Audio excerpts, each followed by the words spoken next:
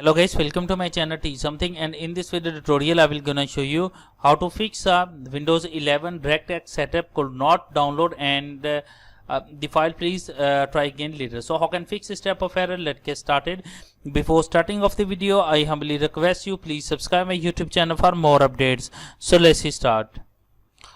Okay guys, in this video tutorial I will share a couple of methods to fix this type of error. The first method is that in the search box type a control panel and go to your control panel and go to your user accounts and make sure that your user account is used with the administrator. So after that, close it.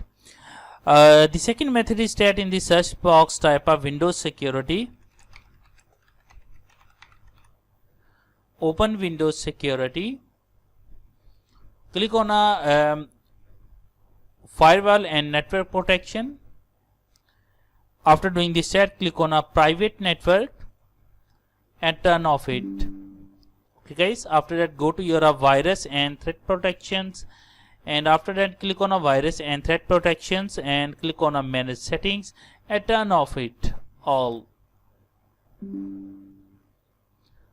After that, close it. After doing this set, I hope your problem is fixed, but if your problem is still, then you can try a next method.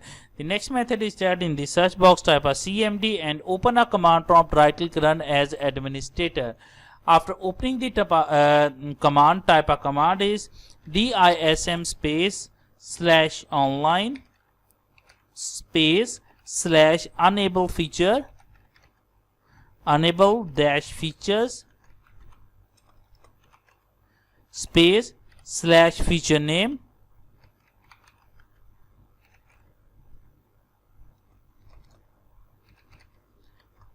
columns net fax3 space /all space /limit access space /source columns D columns source X and press enter. After that, it's required of a few minutes to complete the process. After completing that, type exit and exit the command prompt.